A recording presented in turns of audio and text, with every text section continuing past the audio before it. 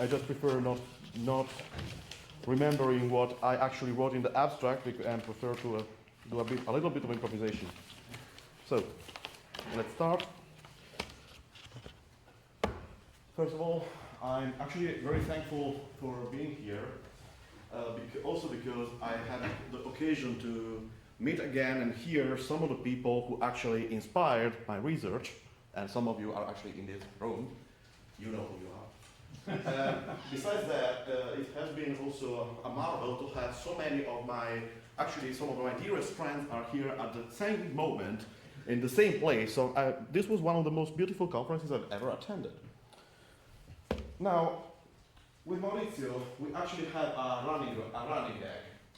Because every time we are in the same place, he usually is the one who does all the more theoretical stuff, while I always end up by becoming the one who does the anthropology, which is what I'm going to do today. So, going back to what I'm actually going to discuss today. Anthropology.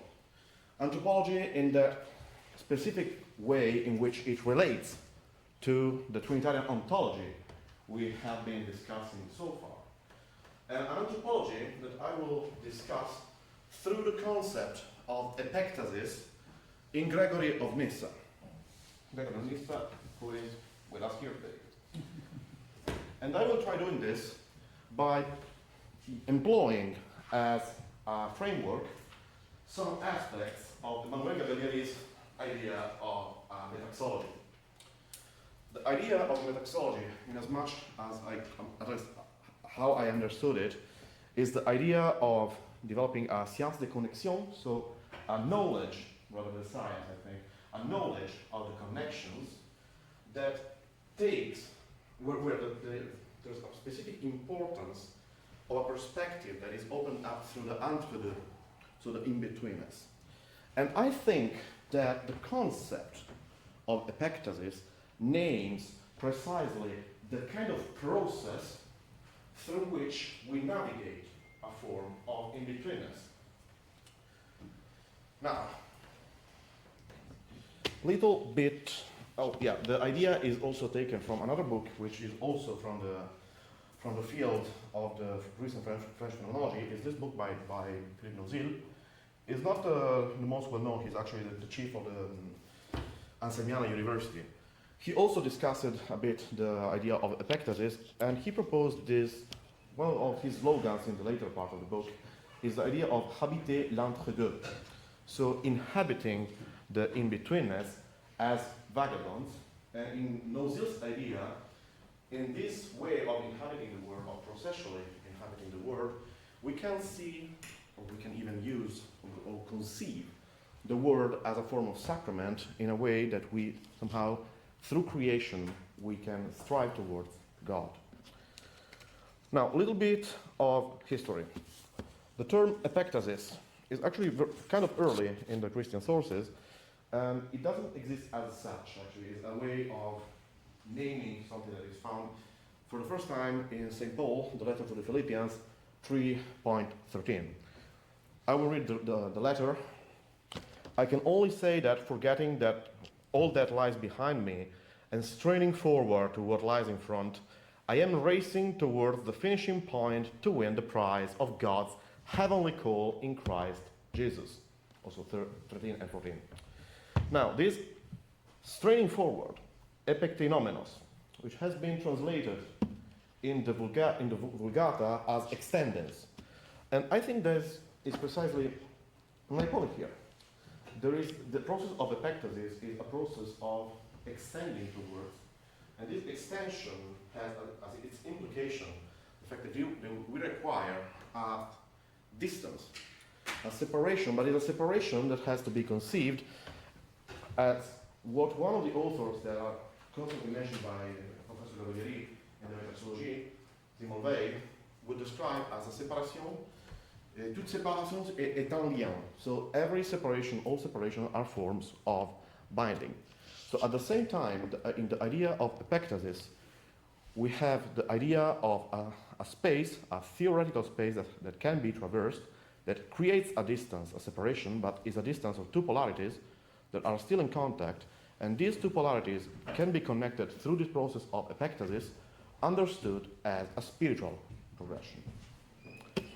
And now I can also go a bit more into detail through another author of the metaxology, who is Hans Urs von Balthasar, who wrote, originally in French in the 40s, the book Présence et Pensée, 1942, which is a book actually precisely on this, on Gregory of Nyssa. And in the passage where von Balthasar speaks about the epektasis, he writes, and here I quote, "The infinity of the created spirit is an infinity in the process of becoming. It is an infinity of endless growth, an infinity that, in all the eternities piled on eternities, draws near him who is the always greater. The sight of his face is ceaseless progress toward him." This passage is also interesting because it's basically built through direct quotes from Gregory of Nyssa himself. On his part, Gregory employed the term, or that semantic field, mostly in his, not so much in the dogmatic works, but it still appears. For example, it appears in the Contranomium book number, it should be the book number 3, tome number 6. The term actually appears, but is much more important in two of the works where Gregory wants to discuss the life of the soul and the progress and the progression of the soul towards God. So on one hand, this epektasis can be found in the prologue to the De Vita Moisis, and then in the homilies on the Canticle of Canticles, which I showed before. Moreover, I think that it is interesting to think about this in this occasion, because these are some of the foundational texts of the form of Trinitarian ontology which has led us here today. These are extremely early works on the Trinity. The Contranomium is one of the great systematic works against heretics, where the doctrine of the Trinity is developed. So somehow, I'm trying to use nowadays ideas to understand something that was at the beginning of our history, which can be also, this operation itself can be interpreted as a form of metaxum. I could call Simon Weil on this, but I'm not going to do that specifically. And this idea is also to somehow relate to a tradition, understanding is a tradition that is one and is continuous from then until now, and somehow reflecting of our tradition is also a way of achieving a form of mediation. Something that I would also like to remark. Gregory is one of, as all of us know, I think, is one of the Cappadocian Fathers. There is a remark that was made by one of the strangest cases of failed theologians, meaning Hans Blumenberg, in Holiness Gange, which is his last work as a giant book of over 900 pages. Hans Blumenberg remarked, quoting from Gregory, that normally the Western Christianism is more used to Latin patristics. In our blood, I would say, we have much more Augustine and Tertullian than the Cappadocian Fathers. There are obviously historical contingencies, the fact that the empire got split, but somehow the Cappadocian Fathers, they read differently from Latin patristics. And they read differently because in all the three of them, so Basilius Magnus, who is the elder brother of Gregory of Nyssa, and in Gregory Nazianzus, who was a friend of both of them, we somehow breathe a different air. And this, I think this is also a form of ironism, which is exactly the word that is used by Blumenberg. And because the process and the beauty also of the process of salvation somehow is more important than, or at least gets more focus than the dynamic of sin and of So there's a much more aesthetic dimension to the word, which is also what influenced some of the authors we have heard in these days, for example, Florensky. The whole orthodox side has taken much more this idea of the beauty of the word from these authors. So the process of grace is somehow more important than the perdition, which obviously there is also the perdition. Without perdition, we wouldn't even need a process of grace. But somehow, and the process of grace is built also upon some metaphors that are very present in Gregory. And one of these metaphors is, I would say, the obfuscated mirror. It doesn't appear as such, but the closeness of the sentences where he either uses the idea of an obfuscated image or the metaphor of the mirror. There are many times they're just one sentence away, so I think that the whole semantic field emerges as this. And the idea is that we have to somehow clean this mirror, and we can clean this mirror because through grace we can actually find again the ontological dignity of human beings as the Imago Dei. And this is also possible through what appears as another metaphorical field, which is a bit more complex. It's very typical for all the three Cappadocian fathers, because I found this metaphor in all the three of them. The metaphor of the medic. The metaphor of so God is often described as the medic who knows what is to be done to cure the human beings. And God can do this because he's not only a medic, but in his function, so the Godhead. So it is one of the elements, of the aspects of God that we can understand, that is one of the unifying aspects of God, is him being the Theotes. The Theotes, I find in the translation, it is usually translated as the beholder, so he who watches over. And I think that the metaphor, these optical metaphors are all connected. So God somehow sees us, and in the way he sees us and he beholds us, in the way that he observes us, could also be understood as this. He also knows what he can do for us to clean the image we are of him, which is the process that is described in the homilies on the Canticle, but also in the De Vita Moesis, through an anagogic interpretation that wants to go beyond the literal text and find a spiritual meaning for this. Now, we also know that in the Cappadocian Fathers, this usually also means that their optimism goes up to the idea of an apocatastasis, which will become heretic just more or less 150 years after the death of Gregory of Nyssa. I want now to switch to the second part, and it will be shorter. And I want to focus much more on the Epektasis through the conceptual elements that we have today.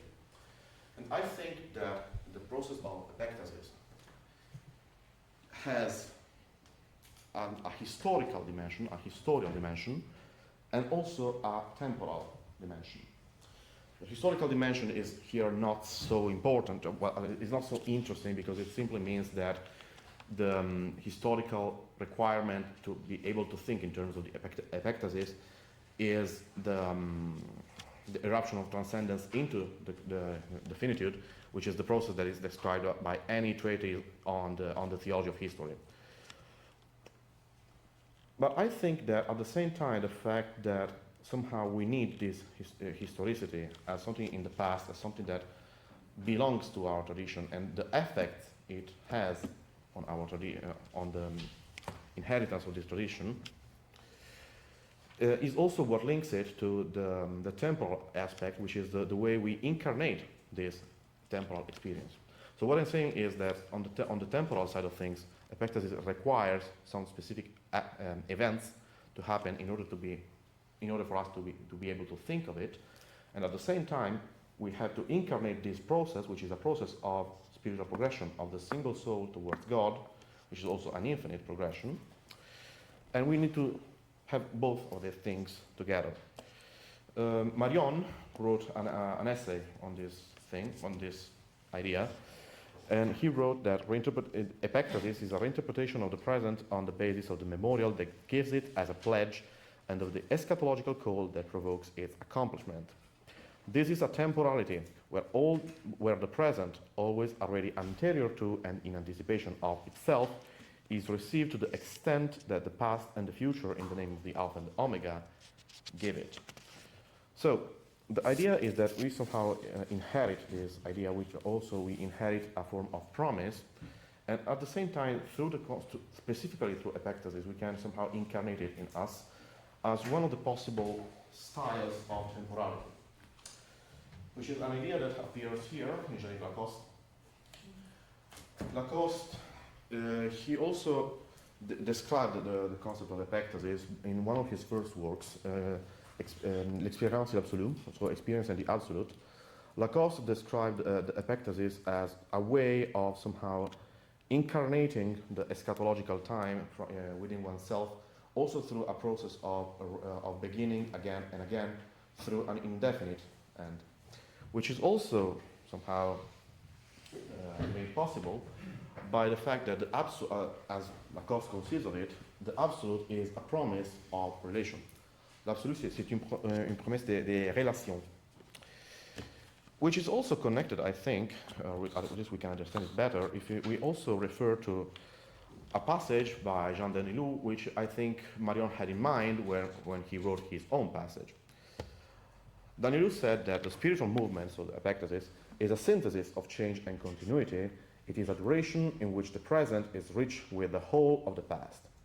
It therefore encompasses both interiority and exteriority in the supernatural order.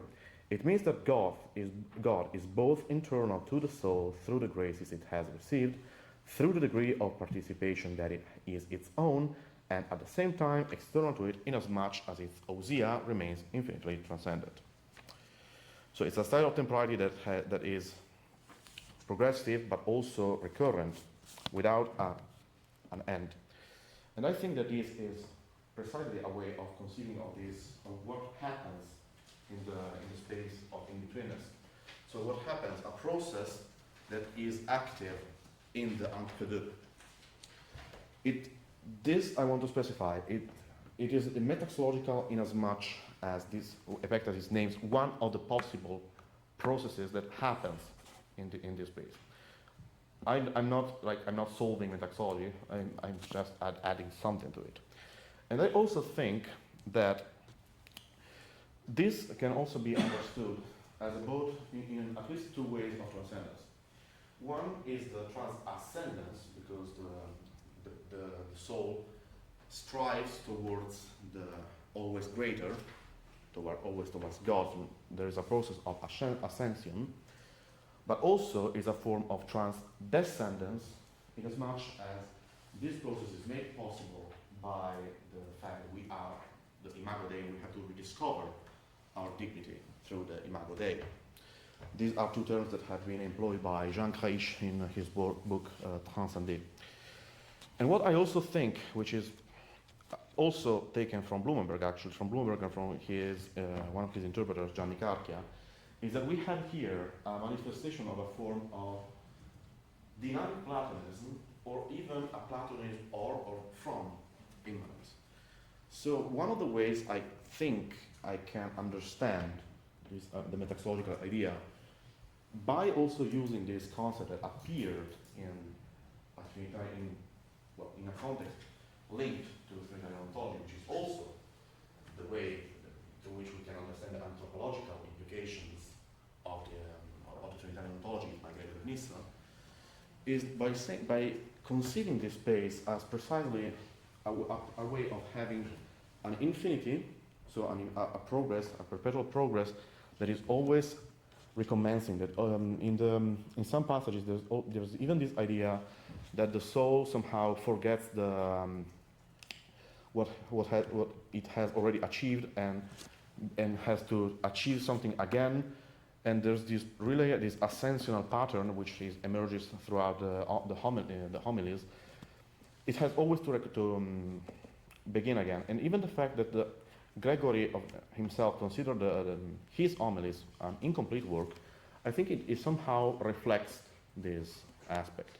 So it is in a way a style of temporality that has inside the finitude of human beings has something of the infinity as progression and also as recurrence. So it is precisely a form of infinity within finitude. That is also one of the aspects, as I said, dynamic Platonism, through which the eternal aspect, so the aspects beyond time, can be seen from the perspective of our finitude. So Platonism of immanence or dynamic Platonism, it means to think of Platonism from our finite perspective. So there is a temporal, aeonic, eternal dimension that reveals itself inside the finitude. So this revelation is always incomplete and we have to always progress towards it, but we'll never achieve this idea. And I want to also, I thought it would be more in connection to Maurizio, but I'm going to quote it nonetheless. Jean-Louis Chrétien, I want to close with this quote. In this book, La joie spacieuse essai sur la dilatation, one of the first essays is on Augustine and on the role of the extensio and of the extendence in Augustine. And he also reminds the fact that Gregory of Nyssa used the term in the Greek version, the term that has been translated as extendence in the Vulgate. And so Jean-Louis Chrétien, mentioning the Epektasis in his whole essay, writes that moving towards eternity is not fleeing from time but transforming it under the instant call of eternity that gives itself to us, beckoning us towards it, and which takes the form of a future distinct from the future of our calculation, d'un avenir distinct du futur de nos calculs. So wrapping up what I said, I think that this is not so much the metaxology, but if we can use metaxology as a research project, the Epektasis can be a case study, and somehow an eminent case study, of the process that can be understood metaxologically. So in a way, it is a form of region, a possible region of the metaxology, which emerges when we think of the relation between the soul striving towards God, so the polarity of man and the polarity of God, which is also a polarity of rediscovering something that is inside of human beings, the imago Dei, which is also, as I said at the beginning, one of the possible anthropological implications of Trinitarian ontology. Thank you.